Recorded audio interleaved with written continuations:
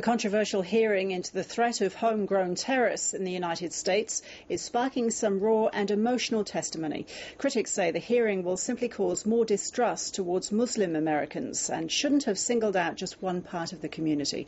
North America correspondent Lisa Miller reports from Washington. The level of security was just as high as the tension in this packed room on Capitol Hill. The committee's chairman remained defiant, dismissing what he called rage and hysteria. To back down would be a craven surrender to political correctness and an abdication of what I believe to be the main responsibility of this committee, to protect America from a terrorist attack. Democrats had vigorously opposed the hearing, suggesting they harked back to the 1950s and the McCarthy communist witch hunts. We live in troubling times. I've heard concerns that today's hearing will stoke a climate of fear and distrust in the Muslim community.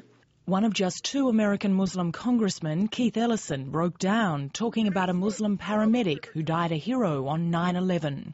His life should not be identified as just a member of an ethnic group or just a member of a religion, but as an American who gave everything for his fellow Americans. There were more personal stories. Melvin Bledsoe talked of his son's descent into radical Islam.